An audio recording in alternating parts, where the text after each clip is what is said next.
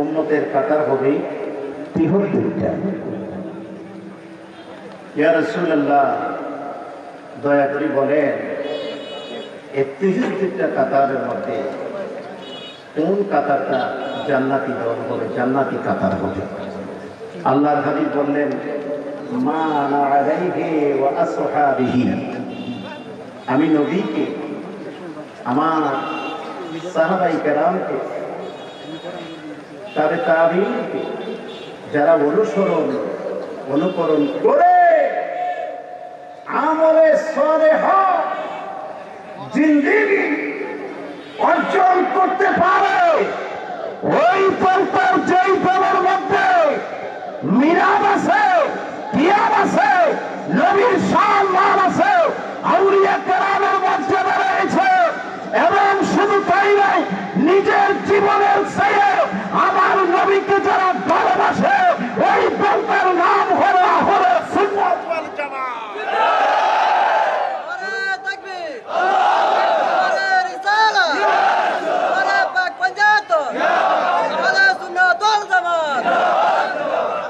এই জন্যে আমাদের দলের নাম হলো আহলে সুন্নাত ওয়াল জামাত। এটা কি আবুল কালাম আজাদের কথা না নুরুল ইসলাম, মাওলানা নুরুল ইসলাম জিহাদির কথা? জোরে বলুন কার কথা? নবীজির কথা। জোরে বলুন কার কথা? নবীজির কথাই তো আল্লাহর কথা। যেহেতু আল্লাহর হুকুমের বাহিরে আমার নবী একটা কথাও বলেন নাই, জীবনে কোনোদিন মিথ্যা কথা বলেন নাই, বেভাষা কথা বলেন নাই, নিজের মন গড়া কোনো কথা বলেন নাই। তিনি এমন একজন নবী, মক্কা মদিনা রাস্তা দিয়ে যখন হাঁটতো, আকাশের মেঘের মালা এসে মেঘের টুকরো খন্ড এসে সেই নবীর চেহারা সর্ববার উপর ছায়া দিচ্ছে। আপনারা দুই হাত তুলে বলুন, এই নবী আমরা চাই কি চাই না? বলুন চাই, আবার বলতে হবে চাই। এরাই হচ্ছে ঈমান, এরাই হচ্ছে ঈমান। 73 দলের মধ্যে একটা কাতার হবে জান্নাতি, 72টা দল হবে ফেরকায়ে বাতিলা, একটা দল আহলে সুন্নাত ওয়াল জামাত দল। 72টা দল একটা দলের বিরোধিতা করবে, একটা দলের বিরোধিতা করে যাহারা সত্যের মোকাবেলা করে, ওই দলের নামে হলো আহলে সুন্নাত ওয়াল জামাত। কথা বলেন ঠিক না? কোনো ভুল আছে? আমি চলে গিয়েছি এখন শানে রিসালাতের দিকে। আমরা ইন্তেজামিয়া কমিটি আমাকে একটা সাবজেক্ট দিয়েছে, তাহেরি শব্দ একটা সাবজেক্ট দিয়েছে, আমাকে টেলিফোনে বলে দেওয়া হয়েছে, বলো হুজুর আপনার আলোচ্য বিষয় হচ্ছে পিতামাতার ক্ষেত্রে। আমি বলছি তাহেরি সাহেব, ওনার আলোচ্য বিষয় হচ্ছে কবর আর হাসর। বলেন কবর আর হাসর। এখন পিতামাতার খেদমত করলে সন্তান বড় মাস্টার হয়, ইঞ্জিনিয়ার হয়, চেয়ারম্যান হয়, এমপি হয়, মন্ত্রী হয়, রাষ্ট্রপতি হয়। মাতা পিতার খেদমত করলে, আর মাতা পিতার খেদমত যাহারা করে না তাহারা দুনিয়াতেও কাঙ্গাল, পরকালও, বলেন বলেন বলেন, দুনিয়াতেও কাঙ্গাল, পরকালও কাঙ্গাল। এই জন্য আমি আলোচনার শুরুতেই একখানা আয়াতে কারিমা শরীফ, কোরআন শরীফ থেকে তেলাওয়াত করেছি। আমার সাথে সবাই আউযু বিল্লাহ বিসমিল্লাহ পড়তে পারবেন তো? সবাই বলেন। আর আমারে দেখতে না পারলে তো অন্তত শুনতে পারবেন। যারা রাস্তার মধ্যে দাঁড়িয়ে আছেন, আমার মনে হয় আগে ভাগে না আসলে বসার কোনো সুযোগ পাবেন না, এরকম অবস্থায় দেখা যায়। এরকম মনে হয় নাকি? কথা বলে না তা? তাড়াতাড়ি জায়গা নিয়ে সামনে এসে বসে যায়। আমার সাথে আউযুবিল্লাহ পড়ে শয়তান দূর করেন, বিসমিল্লাহ পড়ে বরকত লাভ করেন। রাজি আছেন? সবাই আমার সাথে পড়ুন, আউযু বিল্লাহি শাইতানির বিসমিল্লাহির রাহমানির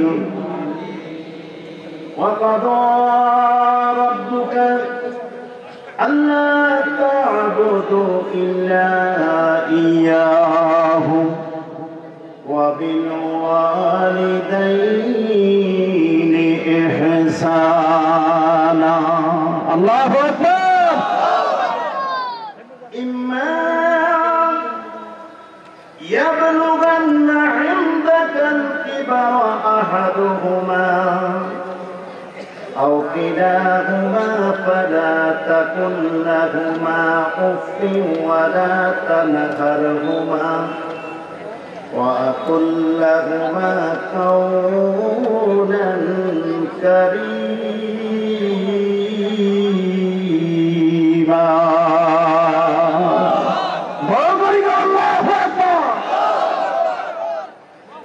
اخفض لهما جناح الذل من الرحمة. এই দোয়াটা সবাই পারেন।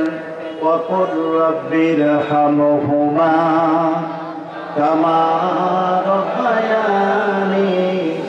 পড়ে না وقل رب ارحمهما كما ربياني صغيرا. আল্লাহ রাব্বুল আলামিন বলেন, হে জগতে আমার প্রিয় বান্দা ও বান্দি, তোমরা ভালো করে শুনে নাও। তোমরা একমাত্র আমি আল্লাহর ইবাদত করো। আমরা ইবাদত করি কার? না আরো আস্তে বলিয়েন, ফুরি সুদরি। ইবাদত করি কার? রুকু করি কার? সিজদা করি কার? তাসবিহ করি কার? জিকির করি কার?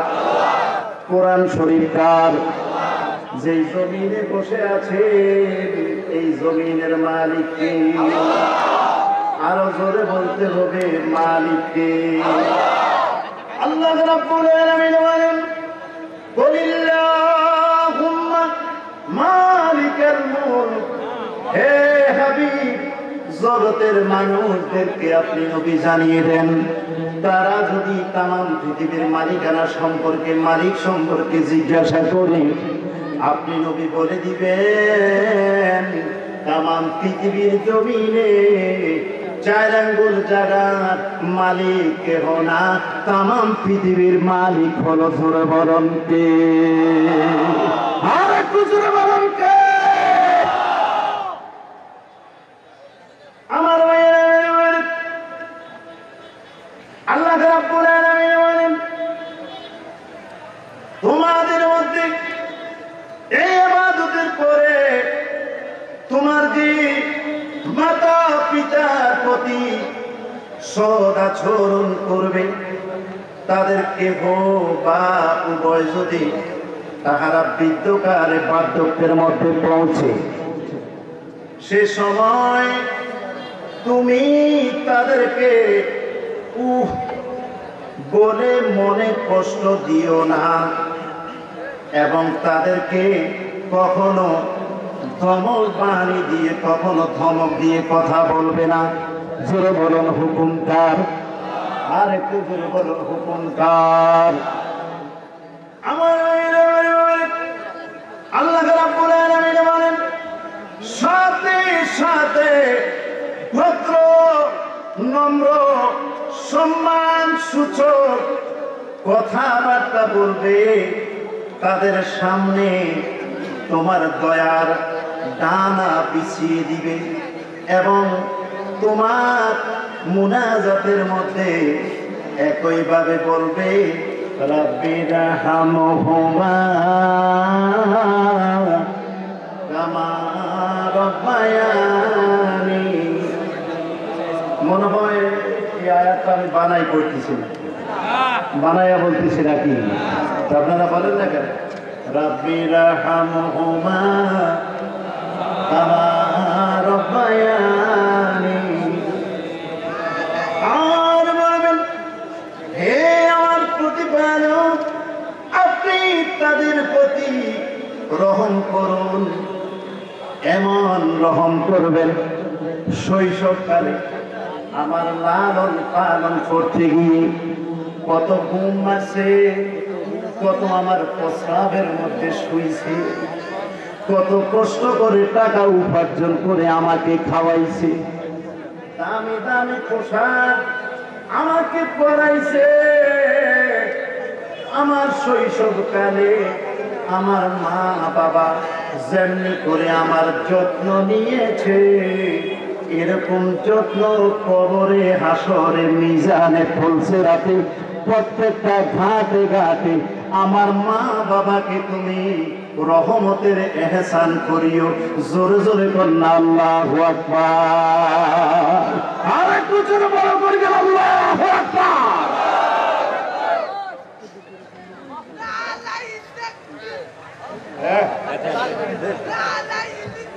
এটাকে জোর হবে রে, আমি রবিশ না আয় করেছি। আমার ভাইয়েরা, আমার বাবার গভীর মনোযোগ, তাতে কর্মই দিয়ে যুবক সন্তান মা বাবার সঙ্গে কথা বলে, ধমক দিয়ে কথা বলে, এই ধরনের কুলাঙ্গার সন্তান আমাদের সমাজে আছে কি নাই? আছে কিনা? গালি দিয়ে কথা বলে, মা বাবা বলে 5 ওয়াক্ত নামাজ পড়ার জন্য, ছেলে নামাজ আদায় করে না, এরকম বেনামাজি সন্তান আছে কি নাই? মা বাবা বলছে তুমি ভিডিও গেমস খেলো না, মা বাবার কথা অমান্য করে ভিডিও গেমস খেলে, এরকম সন্তান আছে কি নাই?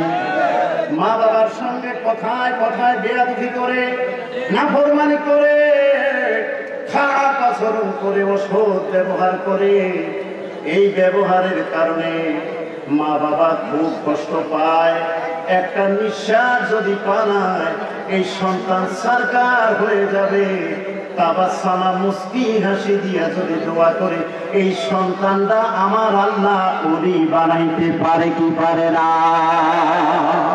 জোরে বলতে হবে, পারে কি পারে না? আবু হুরায়রা থেকে হাদিস, عن أبي هريرة رضي الله تعالى عنه قال قال جاء رجل إلى رسول الله صلى الله عليه وسلم سبحان صلى الله عليه وسلم فقال يا رسول الله من أحق بحسن صحابتي؟ قال أمك. قال ما؟ قال ثم من؟ قال أمك. قال ثم من أمك؟ قال ثم من؟ قال أبوك. رواه البخاري. সিল্লায়াকুন আল্লাহু আকবার। আবু হুরায়রা থেকে হাদিস। ওই একজন সাহাবী এসে ডাক দিয়ে বলেন, ইয়া রাসূলুল্লাহ, ইয়া হাবিবাল্লাহ, হুজুর, মা বাবা 2 জন জীবিত আছে, 2 জনের মধ্যে সবচেয়ে আমি সন্তানের উপরে হক বেশি কার? আল্লাহর নবী ফরমান, আল্লাহর নবী ফরমান, قال من أحق بحسن صحابتي؟ قال أمك. قال ثم من؟ قال أمك. ওই সাহাবী বলেন, ইয়া রাসূলুল্লাহ, দ্বিতীয়বার জিজ্ঞাসা করেন, মায়ার নবী গো,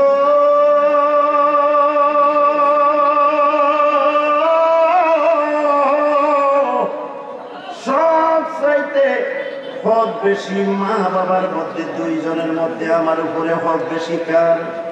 আল্লাহর হাবিব বলেন, সুম্মা মান? ক্বালা উম্মুকা।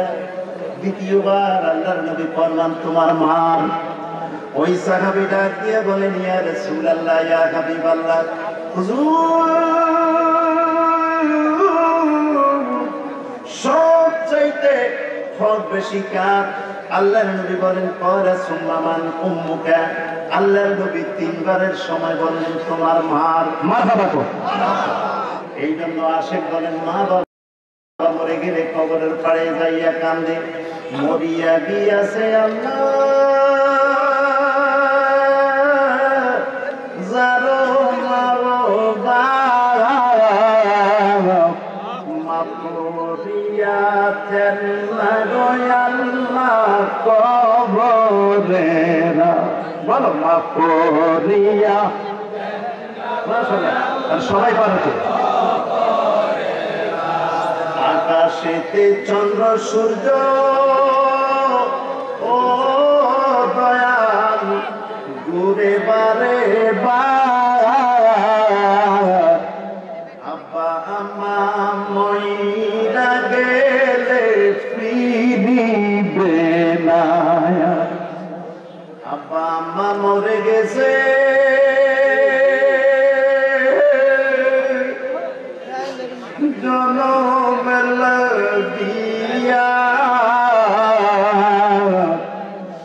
আমাদেরকে রাইখারে গেল কান্দিবার লাগিয়া। বল আমাদেরকে রাইখারে গেল কান্দিবার।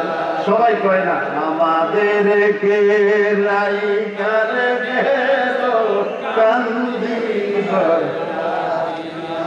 ওই সাহাবী ডাক দিয়ে নবী গো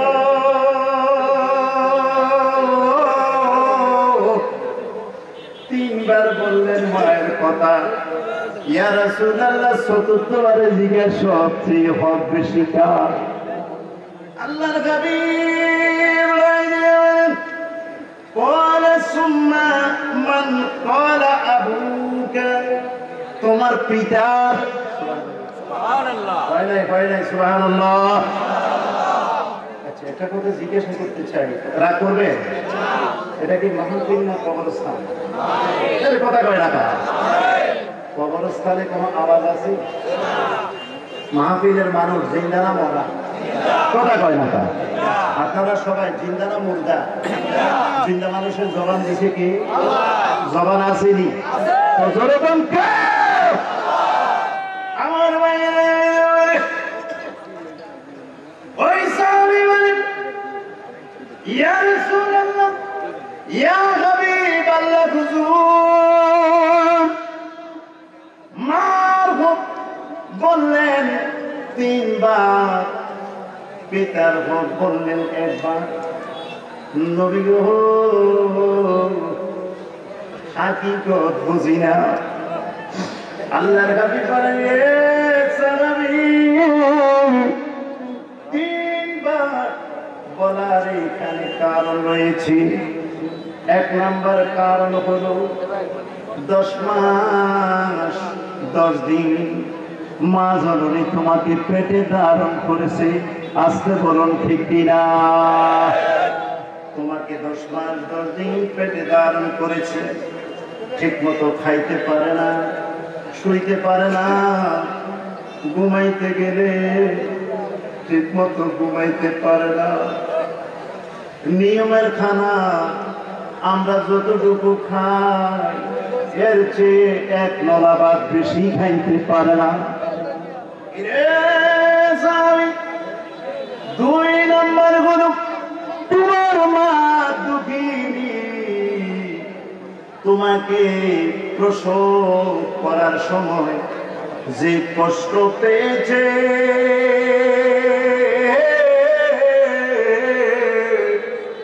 এই ধরনের কষ্ট দুনিয়ার কোন মানুষ যদি পাইতো তাহলে ওই মানুষটা সাথে সাথে মৃত্যুবরণ করত।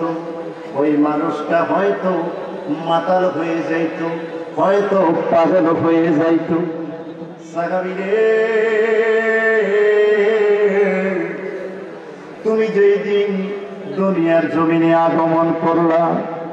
ওই দিন তোমার মা দুঃখিনী বাড়ি অন্যান্য মহিলাদেরকে বলেন, আমি হয়তো আর বাঁচবো না, আমি হয়তো আর বাঁচবো না, আমি মরে যাব।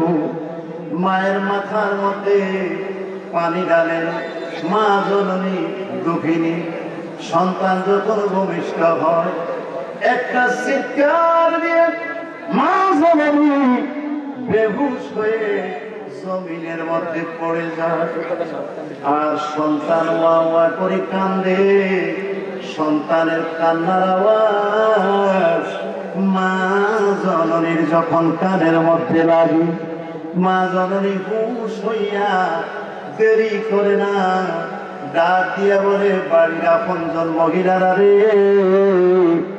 দাত্রী মহিলা, আমার সন্তান আমার কোলে দিয়া যা, আমার সন্তান আমার কোলে দে। মা জননীকে যখন সন্তানটা কোলে রাখলেন, তুলে দিলেন, সন্তানের চেহারার দিকে তাকাইয়া, আমার মা, আপনার মা তাবাসসুম ছোট্ট করে একটা মুচকি হাসি দিলেন। আর বলেন, হে অন্যান্য মহিলারা, ডাক দিয়া বলেন, তুমি যে এখন হাসছো, এতক্ষণ পেটের ব্যথায় কাতরাইতেছ, প্রসবের সময় তুমি বেহুশ হয়ে গেলে, এখন তুমি হাসতেছ, তার কারণ কি? মা আমার আপনার এমন মা। ডাক দিয়া বলে, দাত্রী মহিলা গো, বাড়ির মহিলারা, আমি এতক্ষণ পর্যন্ত যত চিৎকার দিলাম, আমার শিশু সন্তান দুধের বাচ্চা, তাকে যখন কোলে নিয়া তার চেহারার দিকে তাকাইছি, 10 মাস 10 দিনের কষ্ট আমি মা বুড়া বানাইছি।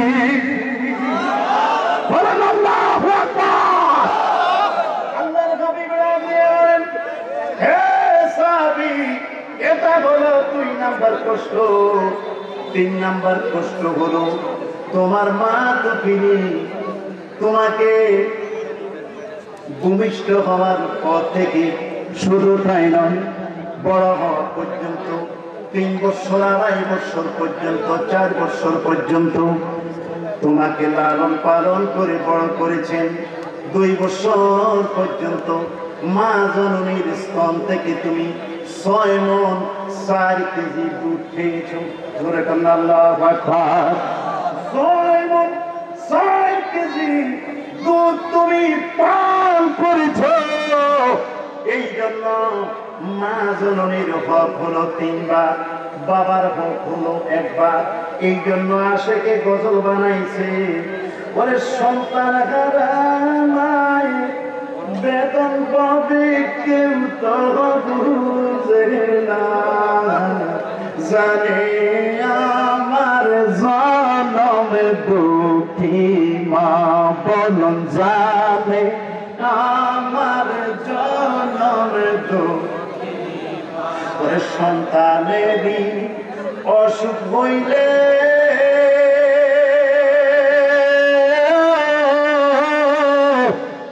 মা জননী ঘুমায় না রে, বলেন সন্তানেরই অসুখ হইল মা জননী ঘুমায় না রে।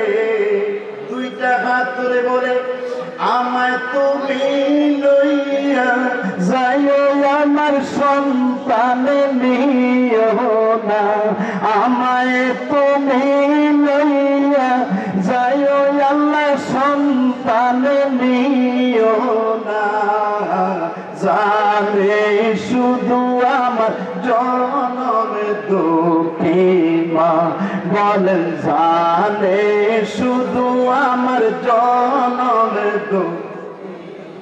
ছেলে মারা গেলে মায়ের চোখের পানি শুকায় না, সন্তান মারা গেলে মায়ের চোখের পানি শুকায় না জানে শুধু আমার জনম দুঃখী মা বলেন জানে শুধু মাশাআল্লাহ কও না হয় না হয় জানে শুধু আমার জনম মায়ে যদি আসল দরে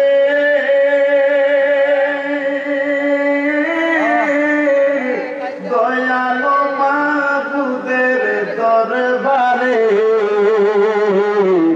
মায়ে যদি আসল দরে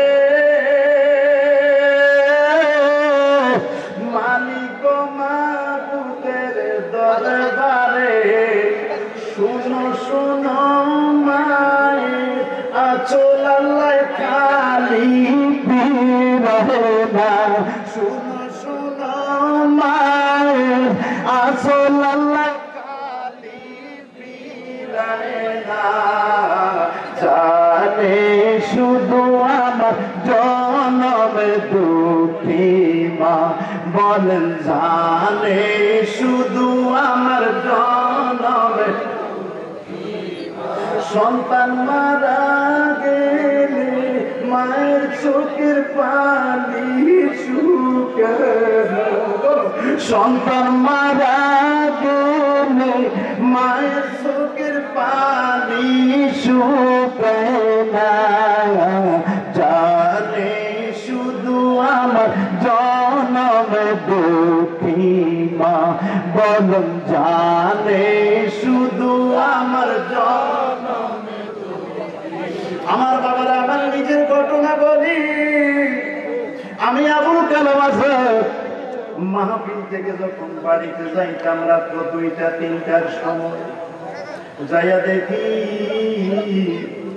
আমার মা দুখনি তাহাজ্জুদের নামাজের বিছানায় বসে বসে সন্তানের অপেক্ষা করতেছে